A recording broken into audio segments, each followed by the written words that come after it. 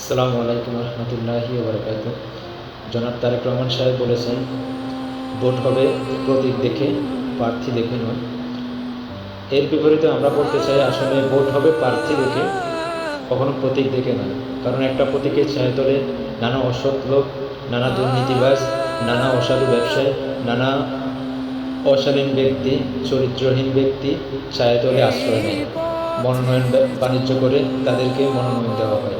কিন্তু আপনি জানেন, আপনার আসনের সেই ব্যক্তিটি যিনি নির্বাচনে প্রার্থী হয়েছে নানা দল থেকে, নানা প্রতীকের হয়ে, আপনি জানেন সেই মানুষটির চরিত্র কেমন, সেই মানুষটির আখলাক, ঈমান এবং তার গুণাবলী কেমন, সে আপনার জন্য কতটুকু করতে পারবে, এবং সে যতটুকুই করুক অন্ততপক্ষে আপনার হক মেরে খাবে না, আপনার টাকা, আপনার আমানত চুরি করবে না।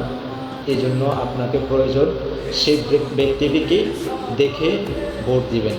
সেটা জামাত ইসলামের দাঁড়িপাল্লার মানুষ হোক বা বিএনপির মানুষ হোক, যেখানে যেই ব্যক্তি সৎ, যোগ্য, তাকে সেখানে আপনারা নির্বাচিত করবেন। এটা